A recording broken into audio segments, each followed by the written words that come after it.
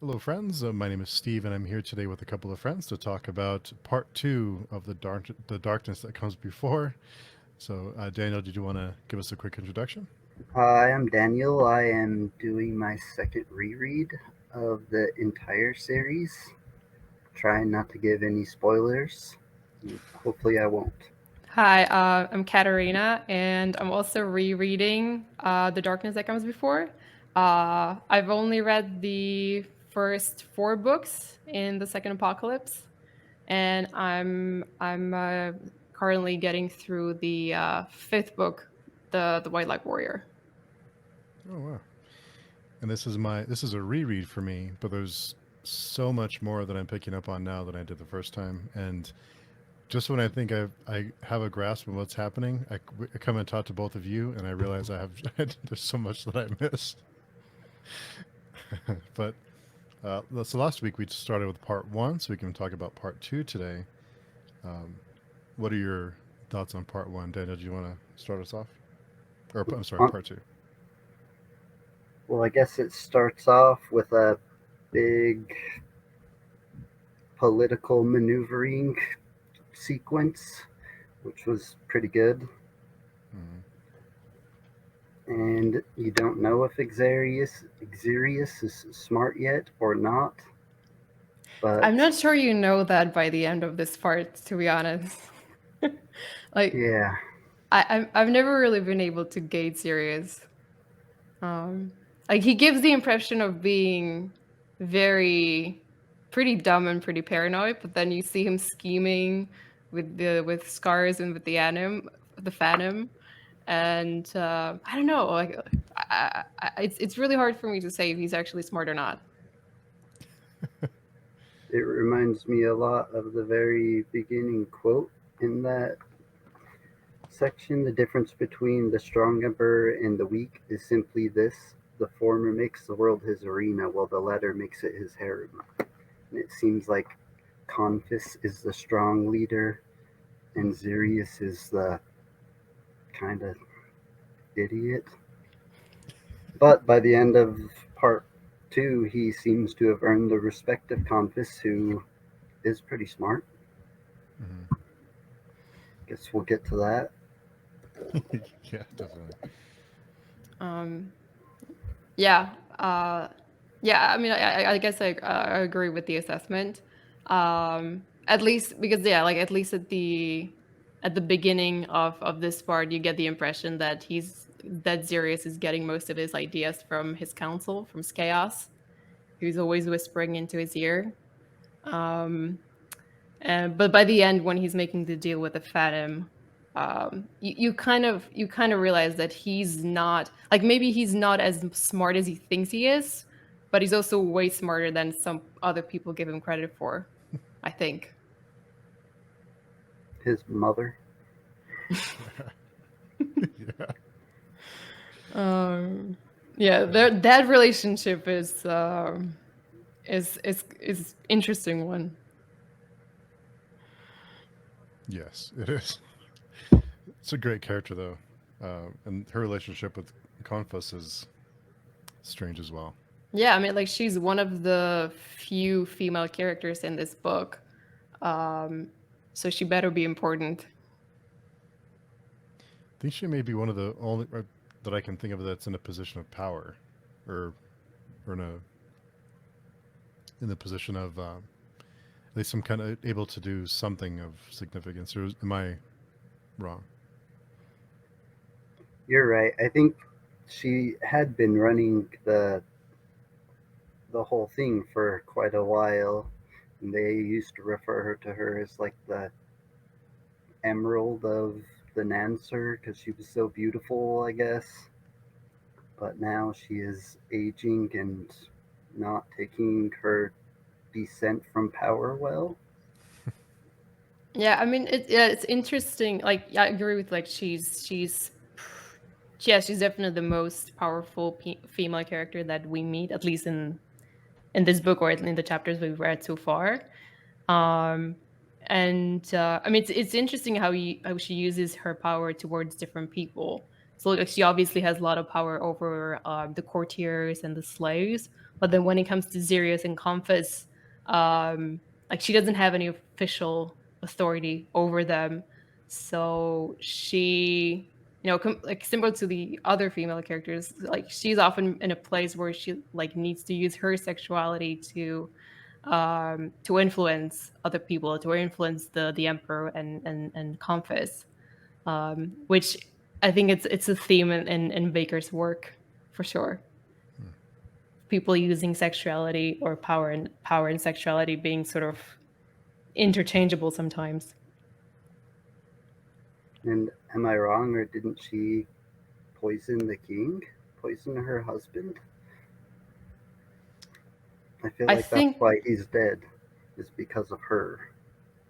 yeah, I think by proxy, I think she conspired with Sirius to have Sirius poison his father. If that's correct, that, at least that's how I read his memory from Yeah. that. Yeah. And I think the plan was to get Zarius in that position, right?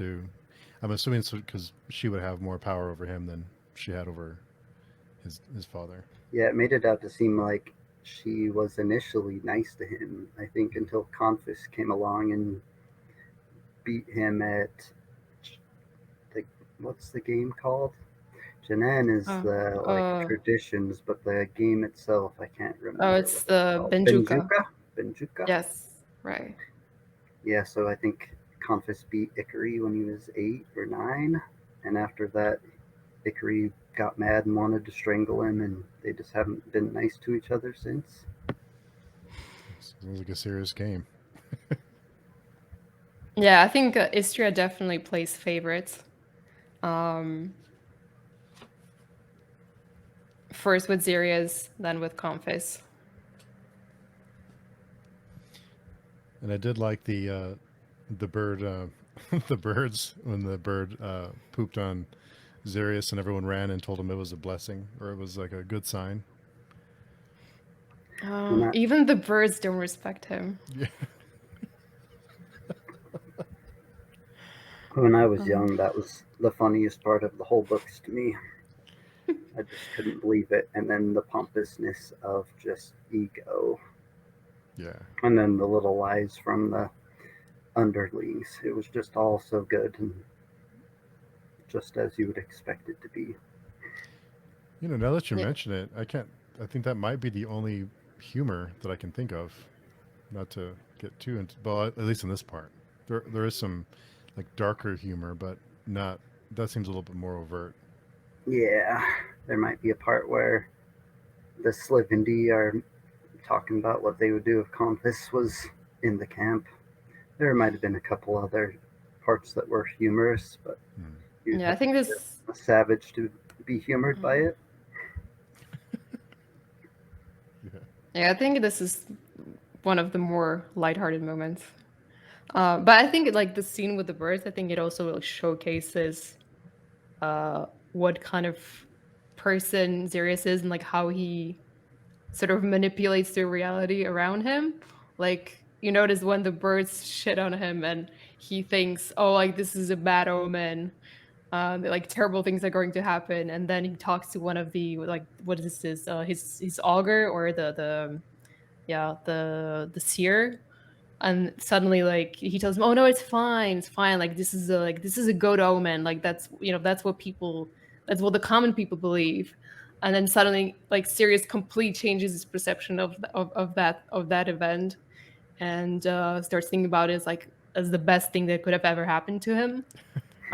Like he's so good at rewriting the things, like the facts around him, and he does it on like multiple occasions, like even when people, like when he receives counsel from other people, and they're telling him something different from what he initially came up with, and he just like assume, like he takes over, like he takes over their idea and just starts pretending that that's what he thought the whole time, just so that he can make himself look good in front of himself. I think it's such a wonderful character trait. And they all stumble to reassure him that it's a good sign, not a bad sign. to Yeah, leave it on reinforce for 3 days. Yeah, Instead of being mad, just leave it on. that's right. Yeah, you did leave it on. Yeah.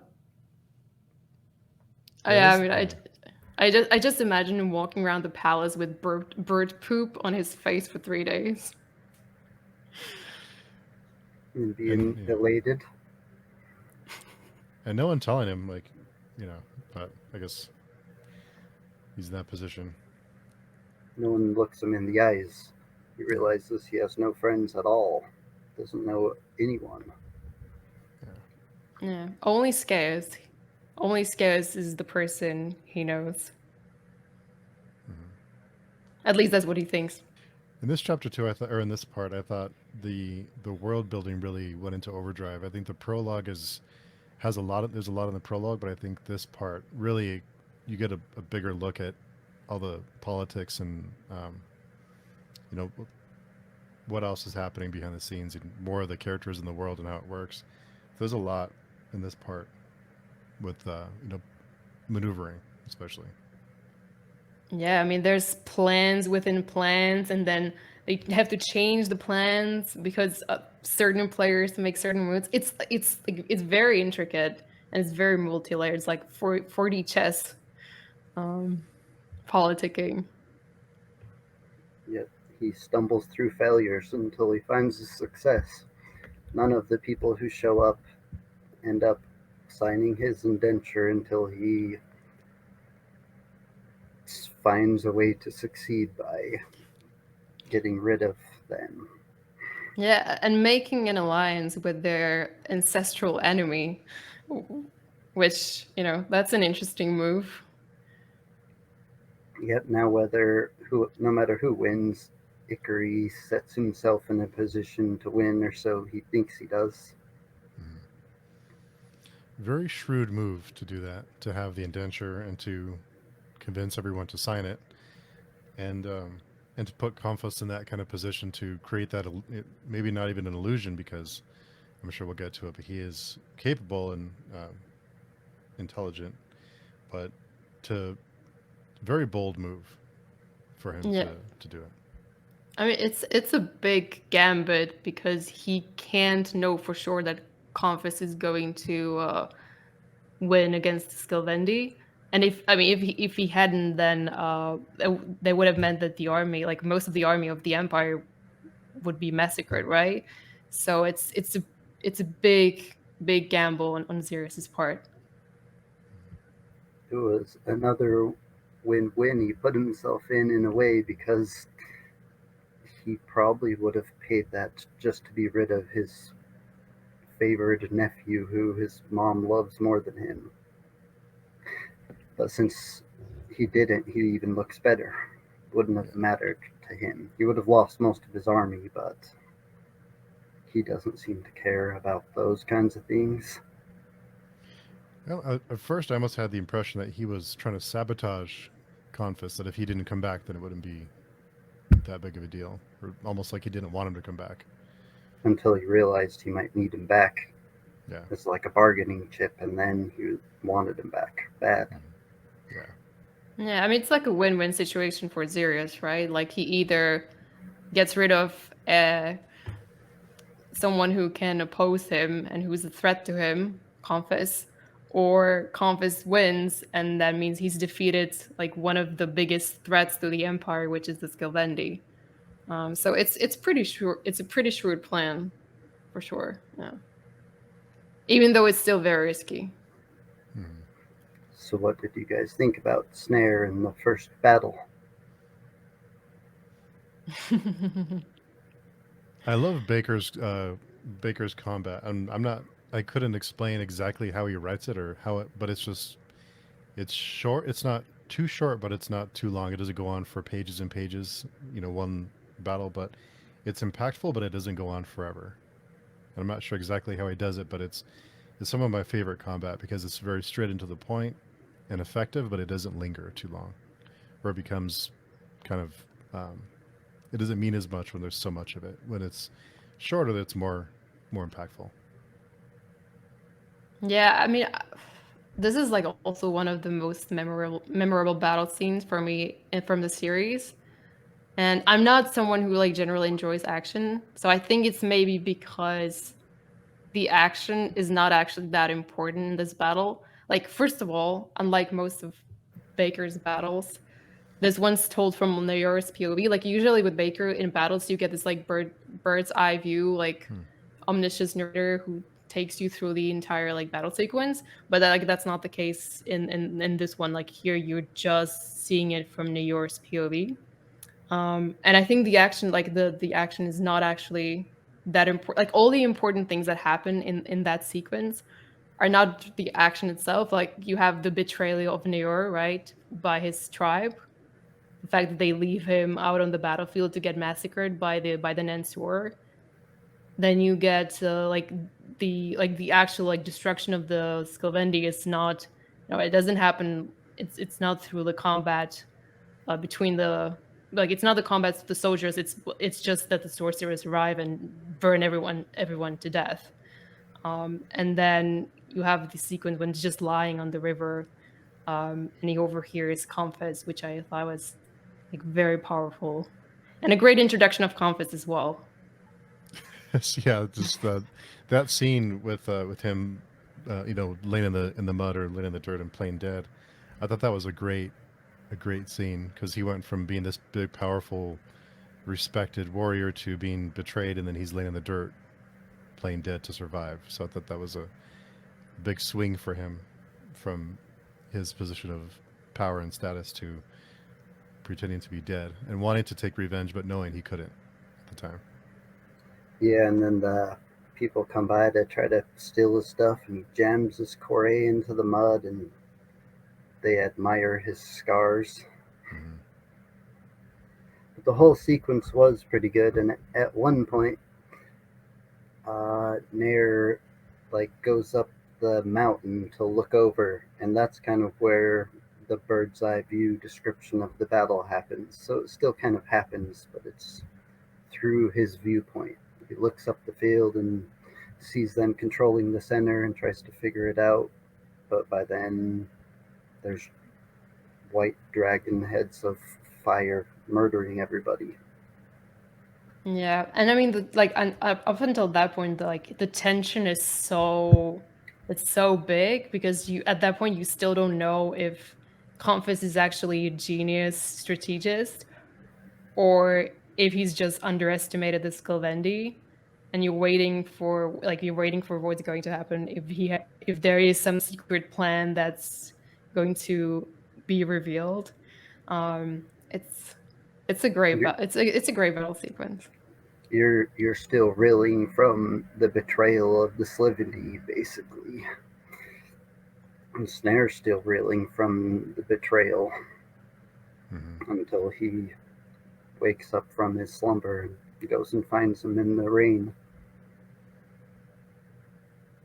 Yeah, to your point, I think there's a lot of tension that's built in that, and before the battle even starts, and that kind of builds up to what's about to happen, and like you said, not knowing if Confess is going to outsmart them or not. I thought that whole sequence was really great. Yeah, and I know like even though it's like most of the focus of the chapter is on the battle, like you also learn a lot about, like, I mean, this is our first introduction to the Skelvendi, right? Like we heard about them before, but this is the first time we actually meet them. And at least like seeing in New York, they're kind of like they're as scary as you probably heard that they are. Like New York's pretty imposing character.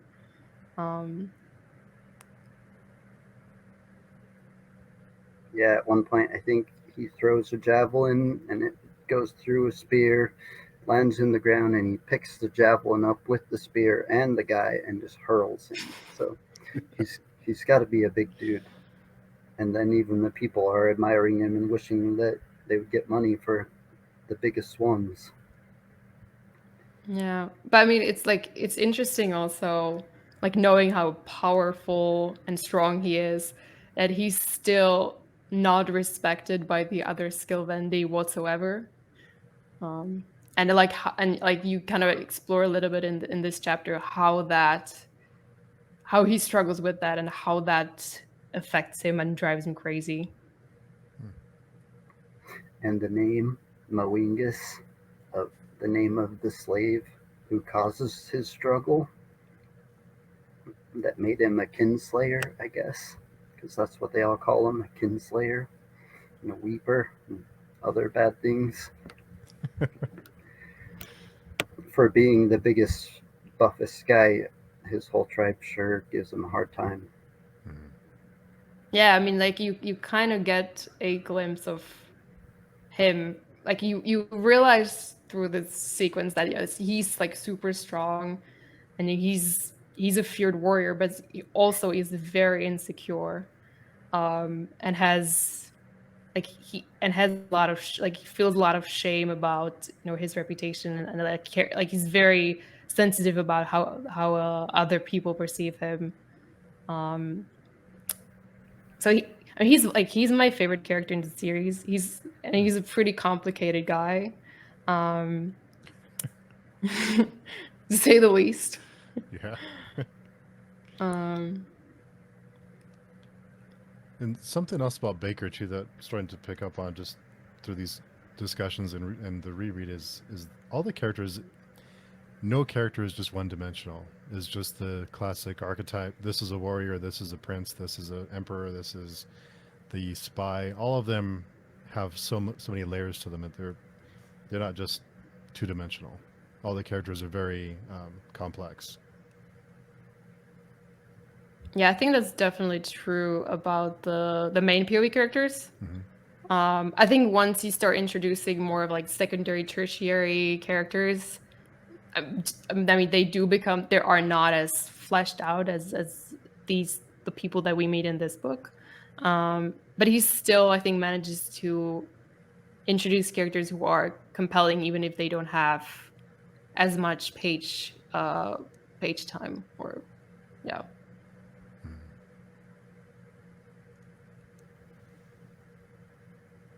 And so yeah, the battle sequence is great. The him playing dead, and his scars, and something else that I really like about this type of fantasy is that some fantasy doesn't touch on is after a battle, there's going to be people wounded and dying. That there's going to be a lot of cleanup after these big battles, and they go through and they're taking the heads of some of the, trying to kind of bragging rights or for a reward, and killing off the wounded and all that's. I love when these kind of books explore those, realities of what it would be like after a battle like this. It's not just people just don't die. There's people are going to be laying there for hours or days in the mud. So I like that they were going through and he was able to play dead, but that whole thing was because that's probably what would happen.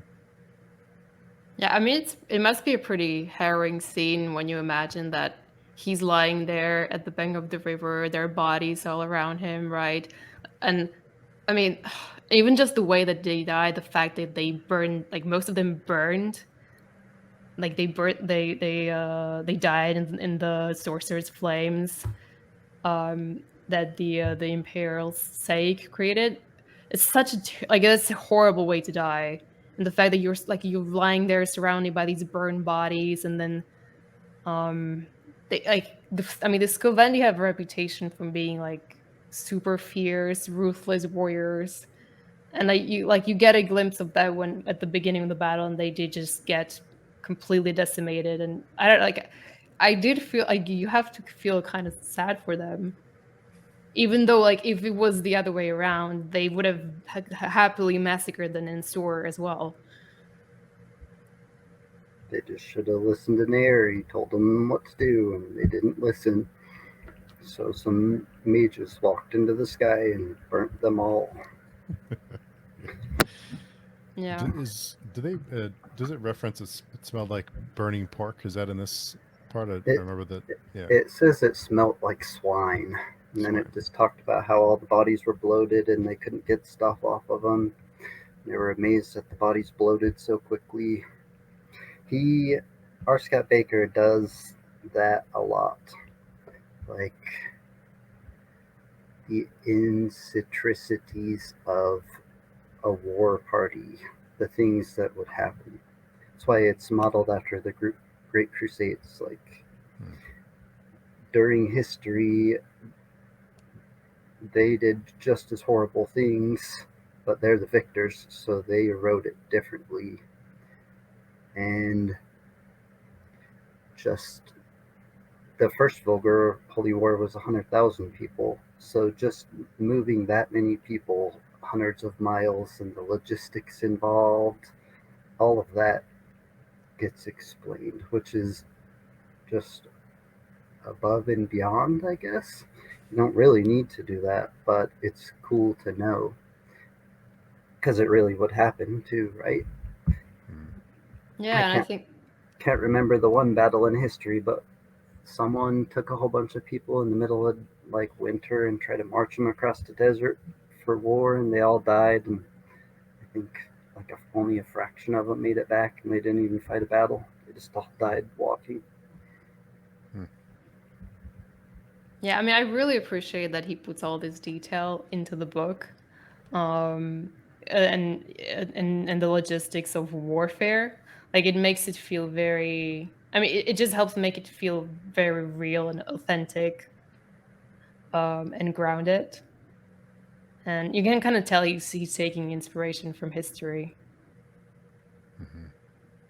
And then it's interesting. He like the Slivendy battle might have had 20,000 people, and it went into pretty thorough detail. And then at the end of part one, it's like, and the Vulgar Holy War got obliterated, and it's 100,000 people. Yeah, that whole thing. I had to go back and reread some parts to understand exactly what the Vulgar Holy War was. I didn't catch it the first time. I had to. Well, I actually didn't catch it the second time. So I had to go back and reread some sections. But that was such a risk to take to sacrifice all those people for that. But I mean, it's In, you know. in essence, he the very first people who showed up for the Holy War were just the weakest people that would be like bad for them to take, people that wouldn't help, not hardened veterans, except for I forgot the three people's names off the top of my head.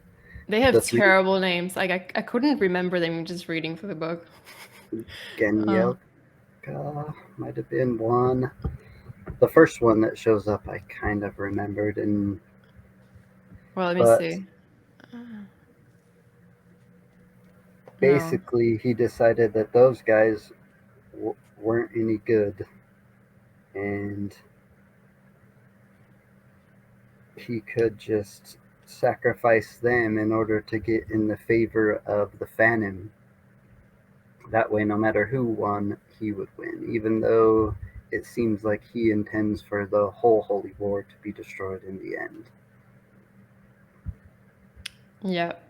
And since he couldn't get the three people to sign his indenture, he disliked them enough just to give them the food they needed and let their fanaticism send them into thinking their glory could let them kill the entire Phantom with just 100,000 people.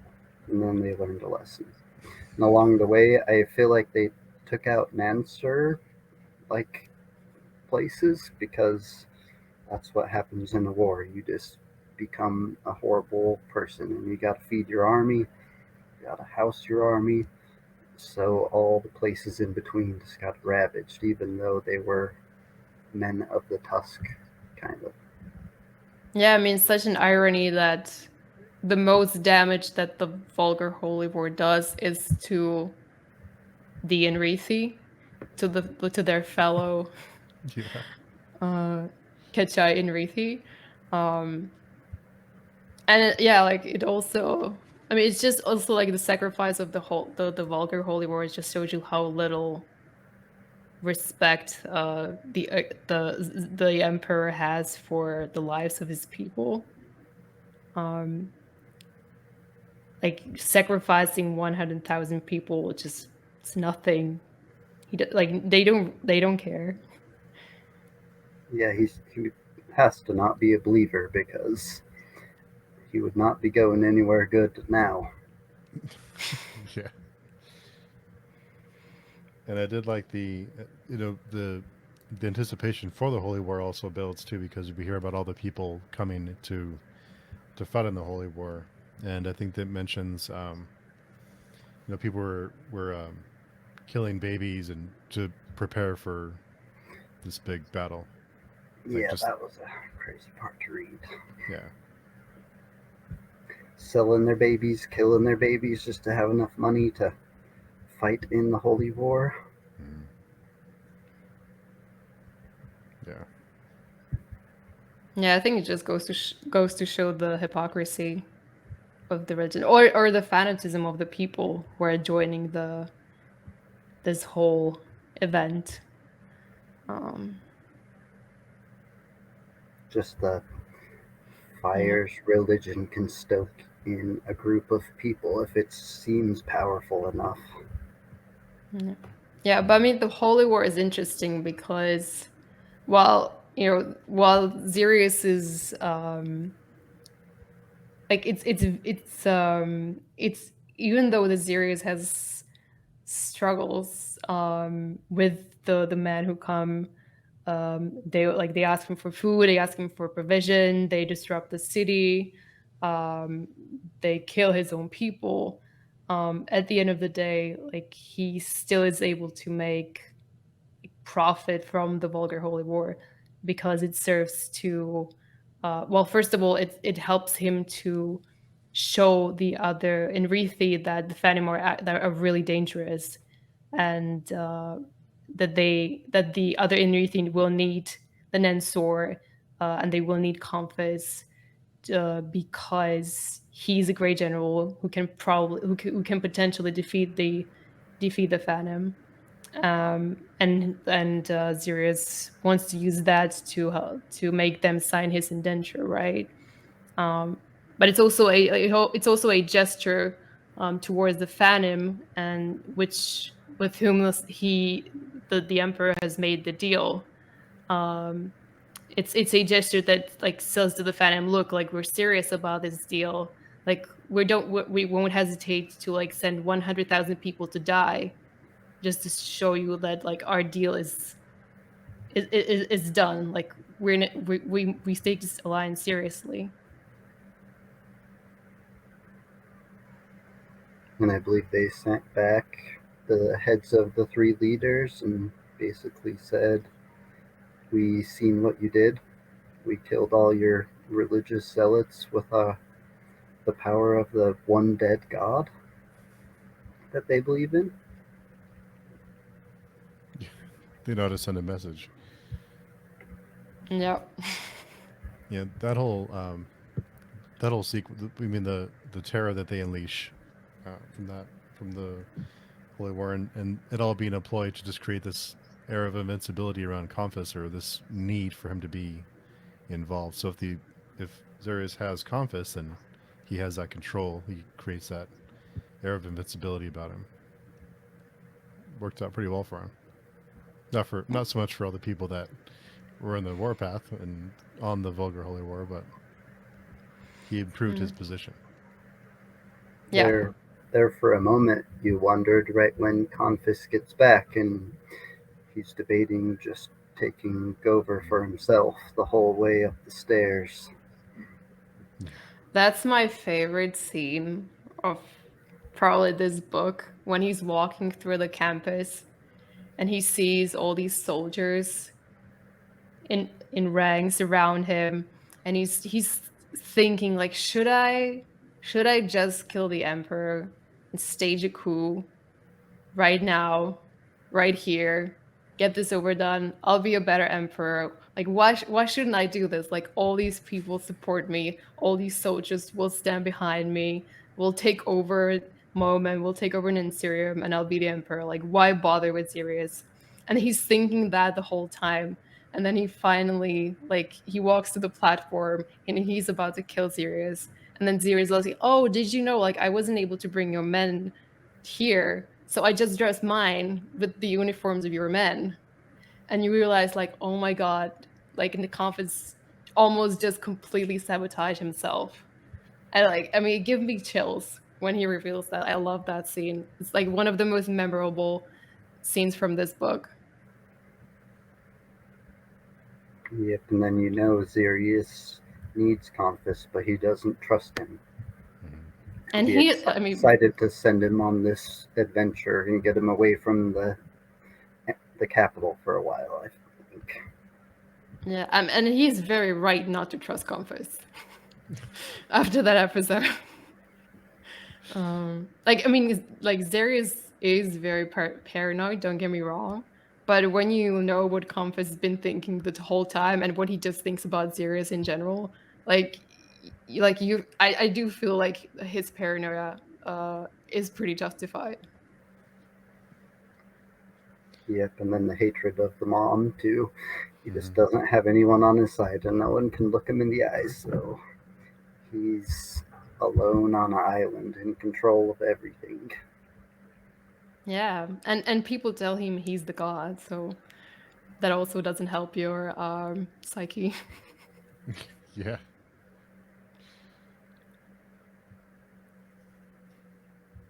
That whole sequence is really great. Wasn't there someone that was next to Compass who was kind of encouraging him? I was trying to find it. It's the mom. It's Oh, Syria. was it? Yeah, okay. I thought you meant Martimus, the general. Oh, they were talking about it as he was walking up, and he did say that he would have the whole army on his side. And that's Compass starting to realize how important he is and how much power he has. And by the end of this part, he starts to really get this air of, I think he feels this air of power. He feels very powerful, and you wonder how much that is flattery because of the situation that Zarius creates around Compass, the air of like this need he creates for him. Would he be in a better position if if he had killed Zarius? Wouldn't?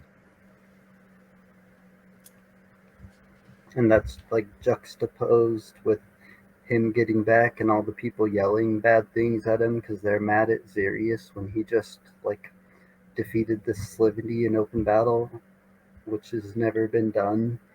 So he thought he should get like a warm welcome, and he just goes in and gets nothing basically. But Yeah, he knows he did it, so he does have that. He's now the Lion of Youth. Is that what they call him? yeah, the Lion of Caius, yeah.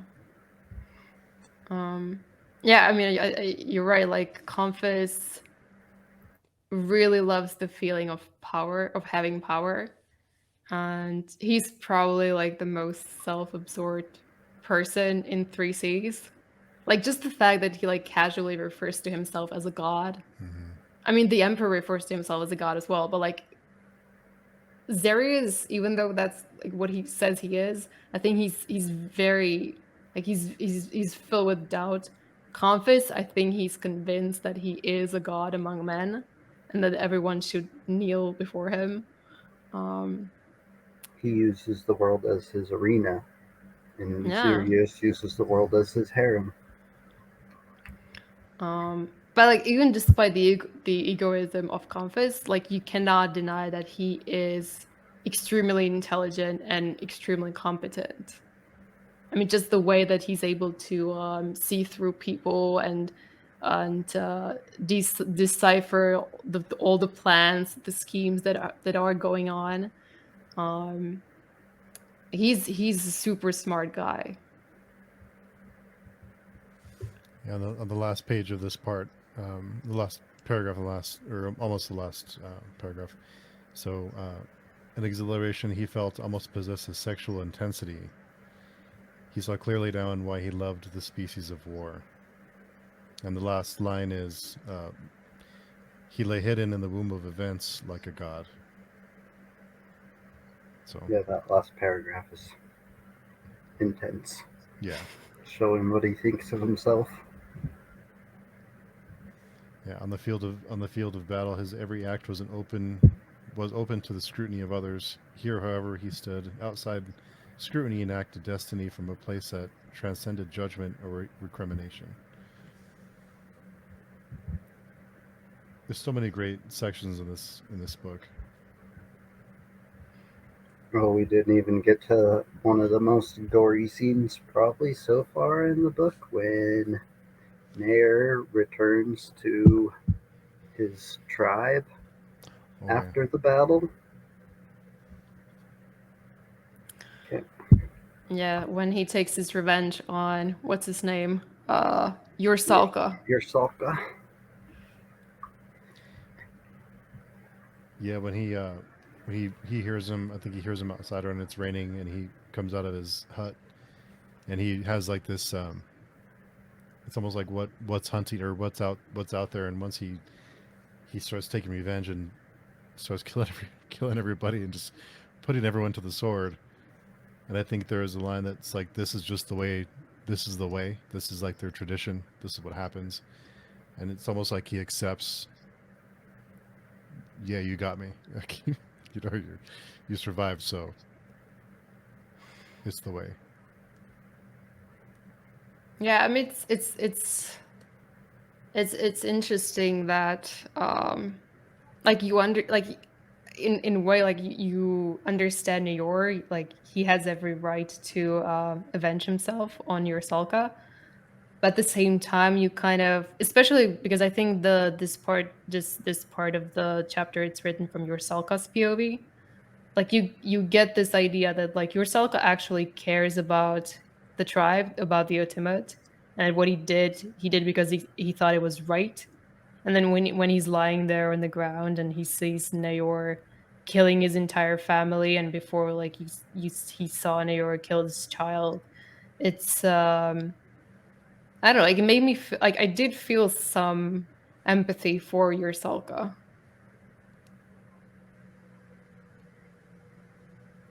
Definitely for his kids that were put to the sword. Okay, sure. Yeah, Me, definitely for them. me too. I get it. It's just the type of people that live out there and herd animals, live a really hardcore life where they kill people and take their tracks. But it was pretty hardcore to like him say, what is that wild cauliflower? And it's a severed finger, and Oh yeah, Yeah. oh, oh, that was what great. hit my chest? A wild cabbage? No, when it's probably his son's head. Yeah, that Just, hit pretty hard. just the savagery of the Slickety, and how Nair is even beyond the Slivendy, kind of. Yeah, that was my idea as well. Like I think even among the Skilvendi, Nayor is pretty extreme in terms of like violence and how he uses to just dominate over people. It's it's a defense mechanism from his life ever since Malingus made him betray his father. All of the bad things people have said about him his whole life, and the fact that he thinks differently than the entire rest of his tribe, even though he's the most brutal and dominant. Yeah, He's like it's he's a really deep character, and it just yeah. gets deeper and deeper and deeper. Yeah, it's like he's definitely someone who's using the violence and the brutality to compensate for other things. Um and to sort of live up to the idea of like what a Skilvendi should be like or who he should be like. Um but it's not helping him. Like they still don't have any respect for him. It's just destroying him from the inside, and it's so sad to read. Like he's such a tragic character. The finger, picking up the finger, and then the cabbage, or what turns out to be a sever. That was such a great, because you don't know what it is at first. You don't really know what's happening or what's out there, and then you realize what's happening. That was another great scene. Yeah, and then there's like thunder, so he can't really see anything, and Yorsilka gets out of the tent and he sees Nayor when the lightning flashes. It's I think in the end, after he kills his whole family in front of him, chokes him to death with his own umbilical or his own intestines. yeah. It's rough. Yeah, it doesn't play around. Yeah, I think he's more than avenged himself. Yeah. I think he made his point. He did get betrayed by his uncle and people that he thought respected him. I feel like it says after that all happened, he killed a bunch of his uncles and a bunch of his brothers, all for making fun of him, and there were some still left, and this one still wanted to betray him. He tried. Yeah, the way they leave him during the battle, the way they'd kind of turn their backs on him and leave him, I didn't see that coming. I didn't think that was going to happen. I thought you're kind of wondering, but there's so many things going on during that battle, and you wonder what's going to happen. I didn't expect them to turn their backs on him and leave him, and kind of like, good luck. That added to the complexity of the battle too. They should have crossed that river and finished him off.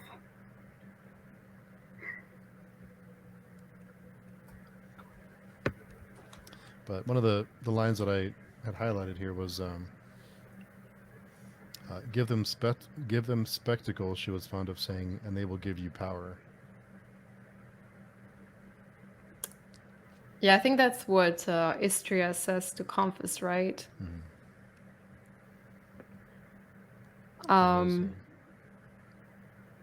She talks about sacrificing tons of animals and like an albino tiger, or it was an albino lion. Is that why he's the Lion of Youth? He gets an albino lion pelt from his Itziara? Is that her name? Oh, that's right. She does sacrifice a bunch of lions. I didn't catch that. Yeah, and it kind of gives you the idea that, like, being an emperor, you have to maintain an idea of power, or at least a pretense of power, or that you're in control.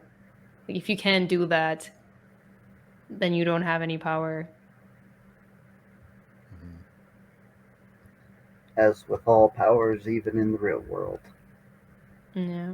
I mean, it's kind of related to one quote, something that the emperor thinks to himself when, I think is when he has the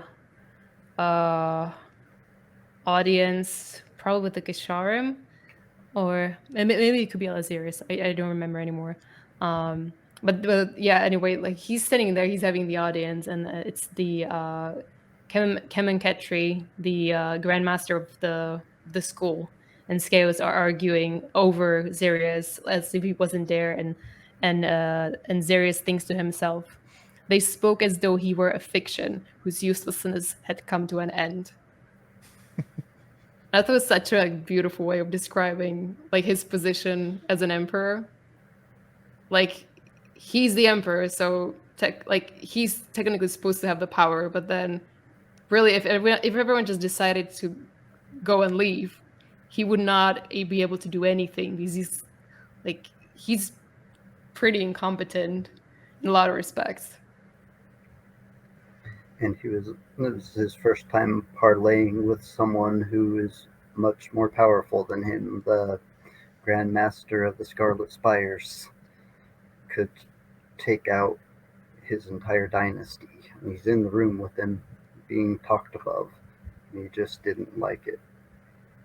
And that was another interesting part. Maithanet made a play, and instead of letting Xerius use his imperial psyche as a bargaining chip, he just took that right off the table, and it infuriated Xerius. Yeah, I mean, completely threw his plans out of the window. And I think it's also the point where he and Skeos start to have a little bit of disagreement. Like, because I think initially Skeos, the council to Xerius, He's he's been very involved in drafting the not adventure indenture and sort of helping the Nansor take over the Holy War. But then when they're forced to abandon that plan because they can't use the Imperial Sick anymore, and Sirius decides to make an alliance with the Phantom. I think that's where Skaius is suddenly starts sabotaging Sirius and tries to convert Conphis against him, if I'm not mistaken. Yeah, it's the first time that it appears Sirius formed his own plan, and then Conphus likes it, so he loves himself now. Yeah. On the Yeah. reread of the entire series, the political maneuvering was the most interesting part to me, for reasons. Yeah. reasons. Yeah, just for reasons. I can think of some reasons, but I'm not gonna say. The one thing I want to say though is this is also where we meet our first Gisharim. Um, when Scaris sends what's his name, Malahat, I think, to Yeah, negotiate with Sirius. And I might be wrong, but now reading through this book again, I feel like I know who Malahat is. And I'm not going to say anything because it would spoil things. But I was very excited that I figured that out. I'm gonna have to go back and read it once more now. Hmm. But that was interesting the way that he made the Phantom leader's face appear over his own and they exchanged their conversation through magic somehow. Yeah, it's like Scars was sort of projecting his face onto the Gisharims, I think. Then you find out Conphus had lived with them for 4 years, so he's got a lot more worldly experience than Ikri has. He was a prisoner, right? Serious. Yeah, Those 4 for years. 4 years. Yeah, I think they at some point exchanged hostages. And that's how Conphus ended up at Scaris's court. And I mean, also I think the idea, and I think it's also in one of the epigraphs, the idea that the Kianin and the Nansor actually know each other more intimately or have much longer history together, like shared history than the Nansor have with the other Inrithi who are coming to join the Holy War. I think that's like that to me was like really interesting way of thinking about like the animosity between the fates and the nations. Why it was easy for him to make his deal with the Phantom. Yeah, it's like almost like it's easier to make a rational deal with the Phantom rather than with the other Inrithi, with the fanatics. And they had been doing trade, it said, so they weren't like completely hostile towards each other. They're just mortal enemies at a stalemate. Yeah. But they've been enemies for so long that like they have had to learn how to coexist with each other. Yeah, and at what point during your coexistence are you more coexisted than enemies anymore? I forgot the whole parable, but like you start rebuilding a bike and you just replace part after part. When's it a new bike, right? Yeah. There's another line that I had highlighted is on page 142. Age forever transformed hope into resentment. Well, oh well. That hits me a lot harder than it did when I was 17. Yeah, yeah, me too. Ouch. Yeah, it's starting to become more relatable. Yeah, it's true though, isn't it? I mean, yeah, some of these hit close to home. Yeah, he has a way with prose. Oh yeah, Like when I sent you the other day the little quote that reminded me of the Boys TV show. yeah, Don't remember what it was, but it was just like how someone could get so much power and still be like so petty, like people in the Boys TV show are. I always thought that was an interesting aspect because superheroes are always like the good, friendly guys when in reality people are all things. yeah. So is Akamian. Ultra powerful, but super petty and sad and old and confused. Insecure. Yeah. Mhm. Yeah, I've been reading ahead, so I have so many questions about those characters now. But I did have a question. I don't know if this is considered a spoiler or not, but on the quotes before each chapter, they seem to be written after the events of the series or the events of the trilogy, because they talk about the Holy War like it's over in some of the quotes. So are those written after, or is that a spoiler? He put it in the text, and you can see it's written by who it's by, and it's what it's the compendium of. So I would say that would just mean that Akamian has to be able to write about it eventually. Yeah, yeah. I was curious about that because I wasn't sure if that was considered a spoiler, but I kind of picked up on that too. Is so we know he at least survives at least to some point. So, Yeah, Bakker doesn't do anything by accident, mm, especially after I was rereading those political chapters. That if you know and you read it, he just lets you know way ahead of time. It's strange. He's thought of all of this stuff a long time in advance, and he put little sprinkles of it all throughout the beginning of the book. It's pretty cool.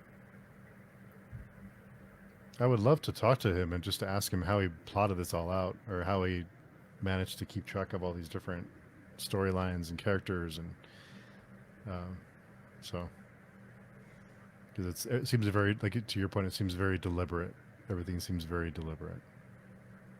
No accidents. Yeah, I mean the plotting is so intricate, especially the political intrigue. Uh, I think it was only on this read that I was able to really put everything together and like see what the different like where the different players were on the chessboard and how they related each other and like how one's moves affect the other was ah, it's really complicated writing, but it's so good.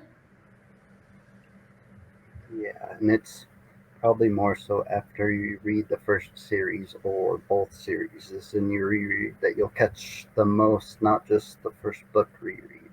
If that makes sense. There's a lot to be caught that are hints for way, way, way later in the book. I love that. I love that there's little hints here and there, and they come back. It pops back up later.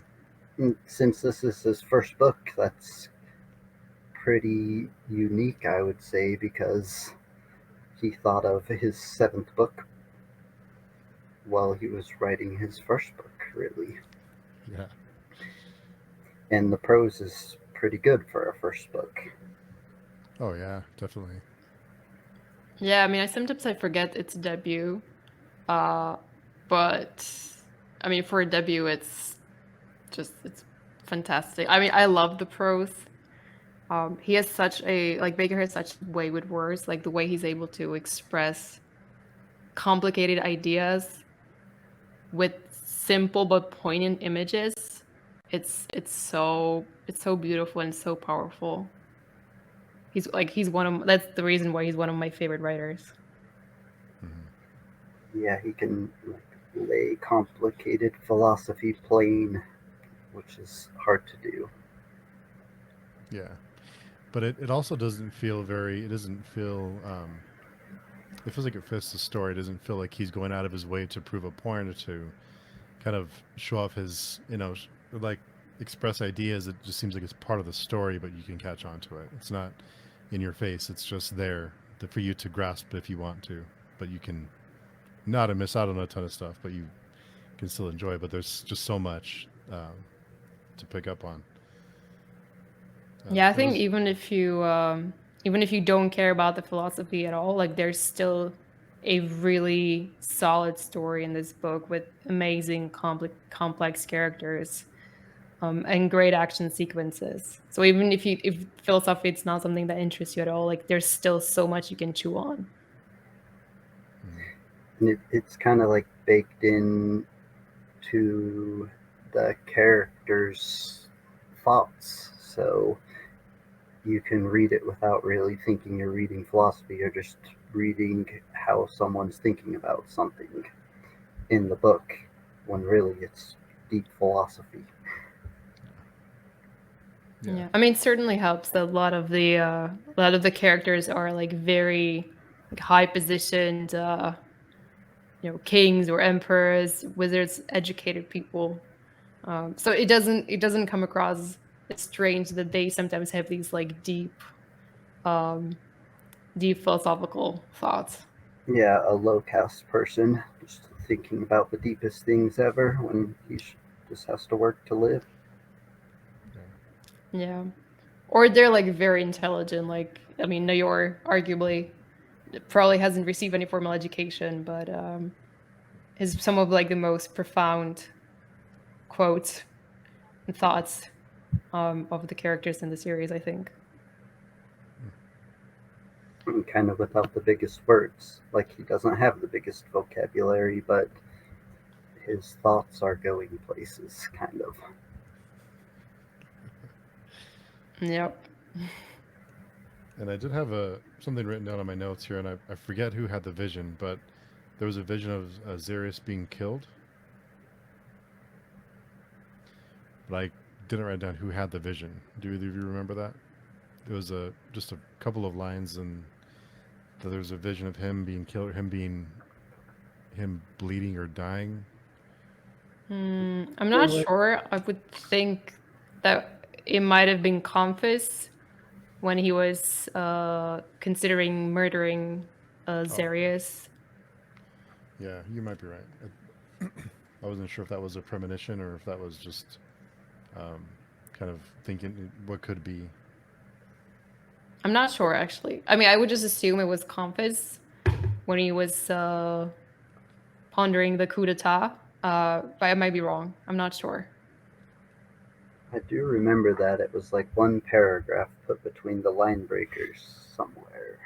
Yeah, it was very quick, but for some reason I didn't write down who had the vision or the page number in my notes. And I couldn't find it when I looked back, of course, but I don't know if either of you remember. I do remember something like that, but just not who had it.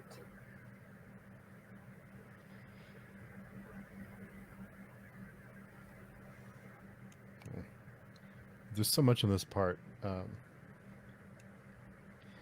So much political maneuvering in this one. Yeah, no, I think it was 120 pages, this part, or a little more. It seemed it was very. It did, as far as like page count, it didn't seem like a whole lot, but once you start, you know, breaking it down, it seems like it's a lot. But maybe I was. It's from page 130 until page.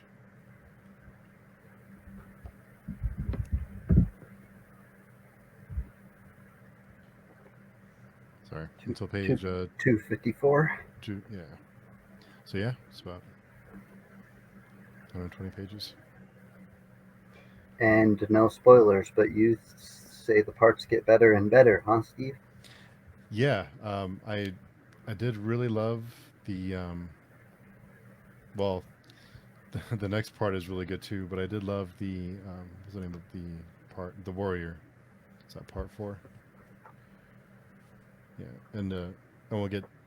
I won't talk too because in case someone who's listening hasn't read the whole book, the last part. Well, I better not. We'll talk after we after we stop recording. But And they can listen in 2 weeks. They'll hear that in 2 weeks. yeah, that was just really really good. Some of the most memorable characters, and a lot of the as we keep reading, I appreciate I like the prologue, and we talked about the prologue at length last week. But now that we're reading on, you realize how much is in that prologue. Yeah, like I said, the talk with Lewis, where he describes all the political and religious aspects of everything, and the way the world sits, just according to him in this little cabin up far away from everything. Then straight to Acamian, where you learn the inner workings of all the schools. It's just a lot of information, I would imagine, if you didn't know what you were reading. But for me, it was real effortless and nice. It was nice this time. Yeah, very subtle. A ton of world building, but very subtle. Didn't realize it. Like when Kellis is first finding all the old stones and he's running his fingers along them, just thinking about how much history and how much work had happened. Whole Kellis going insane for 45 days in the mountains. It's all interesting on a reread. Yeah. Like one thing I would say is that I'm not sure that the prologue gives you a good idea or estimation like of what the first 250 pages of this book are like. Like I love the prologue, but the setting and the world building it seems pretty far from like the politics and like the little like petty scheming of the schools and the empire that you get in the first two parts. So I can imagine how it could be confusing for some people to like start off with a bang with the non-man, the string, and then you spend 250 pages just learning the politics of the three C's and how everyone's related to each other and how they're trying all to take over the Holy War. Yeah, like the prologue, it shows you the nice surface of an awesome looking lake, and then the next 100 or 200 pages, it just throws you right into the middle of it, and you try to swim to the shore. Yeah, through the trash. Yeah. Yeah. So, anything else either of you can think of with this part two? I'm looking at my notes, but I think we've gone through most things that I noted down. Oh yeah, I know. Actually, we did forget like one of the funny scenes. Well, it's brutal, but also funny, which is the one where it's after the Battle of Kuyuth when Conphus is marching home with the army, and he's promised Darius that he's going to decorate the road with the Skilvendi heads on spikes. And he brings along the cartographers and the mathematicians, and they get into this huge argument with the sorcerers about how far apart the spikes are supposed to be, so that they can get all, so they manage to like have the whole road from the Kayuth to Momem line up with the heads. And then I think that like they get into this huge argument, and one of the cartographers ends up dead, and then Compass launches an investigation and it leads nowhere. And then he eventually, I think he takes like one sorcerer and one of the cartographers and has them like skinned alive, and that solves it.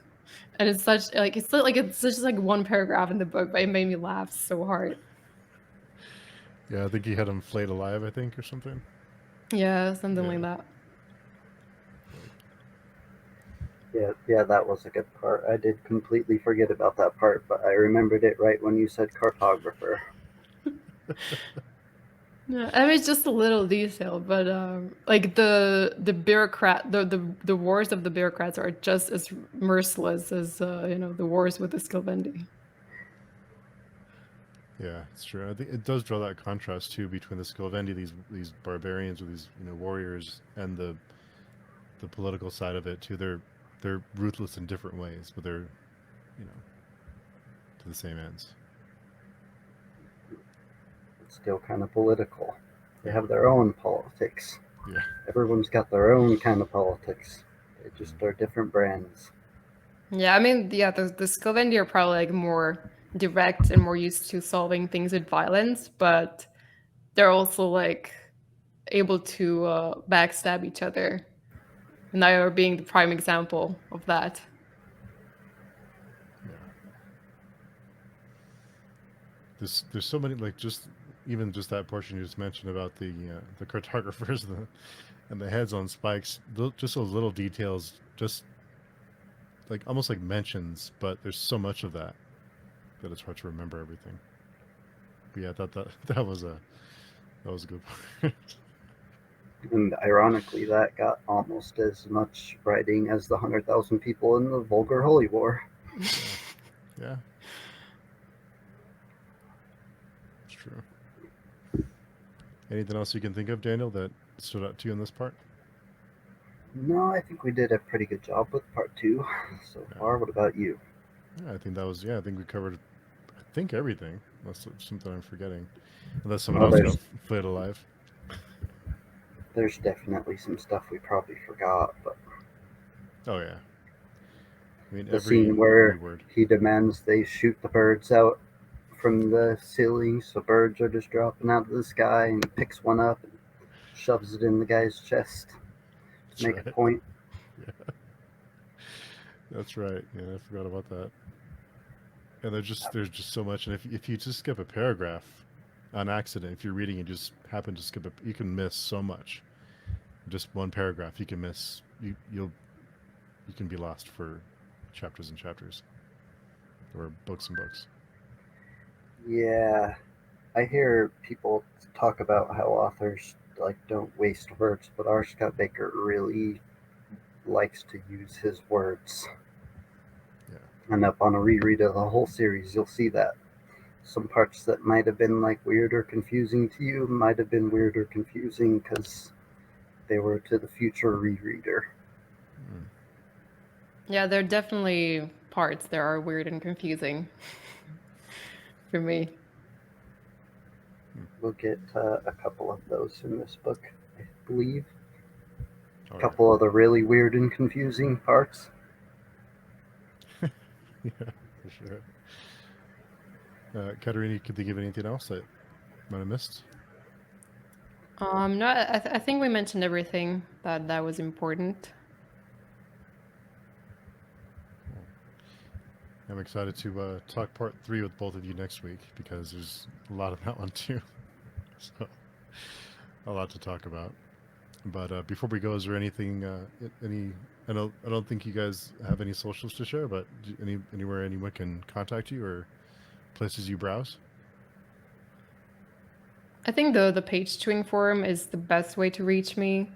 Otherwise, I'm on Instagram at the errand. If you feel inclined to follow my photoless feed. But I'm always happy to talk about this series. So if you reach out to me, I'll be happy to chat about it. Cool. Daniel, anywhere you browse? You could contact me on the page 2 forums too on one of the R. Scott Baker posts, and we could talk about it if anyone wanted. I'm antisocial, so I have no socials I care to share. Yeah, there's I'm not sure who shared it, but someone shared the podcast on Reddit. I saw that it was on the Baker on the Baker section. So whoever did that, thank you for spreading the word, and thanks to all the people who gave it a listen and provided feedback. So more than I was expecting. There's a lot of Baker fans out there who enjoyed hearing and talking about the series. So of course, thanks to both of you for taking time out of your day to come and talk. And I learned so much from both of you. It's just I just when I think I have it figured out, I don't know anything. So, but thanks everyone for listening, and we'll catch you next week. Bye. Thank you. See you later.